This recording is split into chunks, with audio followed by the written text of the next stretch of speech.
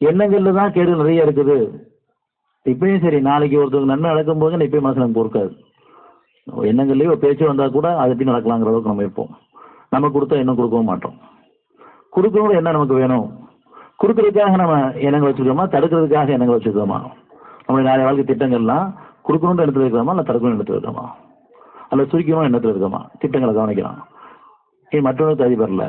காரணம் எண்ணங்கள் நிறைய கேள்விகள் இருக்கு. இந்த மறைவான எண்ணங்கள்ல அவனுக்கு பொருத்தமான எண்ணங்கள் என்னமா அமைஞ்சிருன்னு சொன்னா நம்மளுடைய வாழ்க்கை சுகமான வாழ்க்கை. அது நியாயமான தேவையா இருக்கும்போது நீங்க நினைக்கிறதுக்கு மேல நன்மை நடக்கும். ஆனா நம்முடைய எண்ணங்கள் எல்லாம் தப்பா இருக்குது. நிறைய தேவையில்லாத எண்ணங்கள் வந்துட்டு போயிட்டு இருக்குது பலரை பத்தி.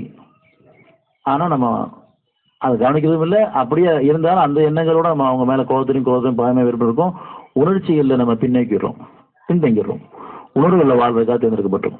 உணர்வுகளை முன்னோக்கணும், அவனை முன்னோக்கி போறோம், மனம் தூய்மை அடைஞ்சிட்டே இருக்கும். உணர்ச்சிகள்ல அவனை விட்டு பின்தங்கிடுவோம். மனசு அசுத்தமாயிரும். உணர்ச்சிகள் தான் அசுத்தமாகும். உணர்வுகளில் மனம் தூய்மை அடையும். நம்ம உணர்வுகளில் வாழணுமா, உணர்ச்சிகளில் வாழணுமா? யாரை பத்தியாவது ஏதோ ஒரு எண்ணம் அப்படி இருந்தே இருக்குது. நம்ம தவற விட்டே இருக்கோம்.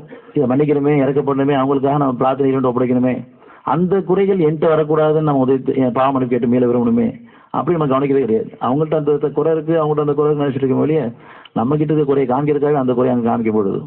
அப்படி நாளைக்கு அந்த குறை மட்டும் இல்லைன்னா கூட நாளைக்கு வந்துடக்கூடாதுன்னு பாதுகாப்பு தேடுறதுக்காக சில குறைகளை மற்றவங்களுக்கு காமிக்கும் போது நம்ம அதுல இருந்து மேலே விரும்புறதுக்காகவும் அவங்களுக்காகவும் மீட்டு கொடுன்னு கேட்கறதுக்காகவும் அவங்கள பொறுத்து செஞ்சு மன்னிச்சு நீங்க புண்ணியத்தை சம்பாதிக்கிறதாக அழகான சூழ்நிலை ஏற்படுத்தும் போதெல்லாம் நம்ம தவற விட்டுருக்கோம்.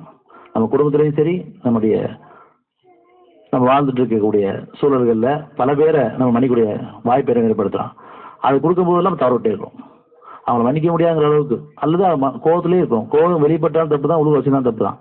சந்தர்ப்பம் அமையிட்டும், நான் ஒரு நாள் வச்சுக்கிற அளவுக்கு பழிவாங்கிற குணத்திலே இருக்கும்.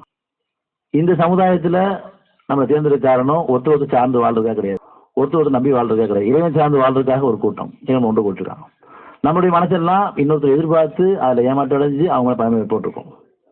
மனசுல யார் எதிர்பார்க்கணும்? இறைவன் பக்கம் திரும்பணுமா, மனித பக்கம் திரும்பணுமா? இவ்வளவு காலம் நம்ம மனிதர்கள் பக்கம் திரும்பி பொருளை எதிர்பார்த்துட்டு இருந்தோம். அதன் காரணமா நமக்கு பெரும் கஷ்டங்கள், மன கஷ்டங்கள், நஷ்டங்கள் ஏற்பட்டிருக்கு.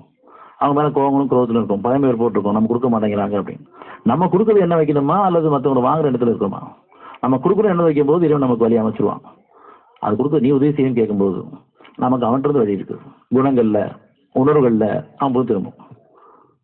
பொருளை கொண்டு ஒரு கால் நீங்க அவன் பக்கம் திரும்ப முடியாது, அவன் நெருங்கவும் முடியாது.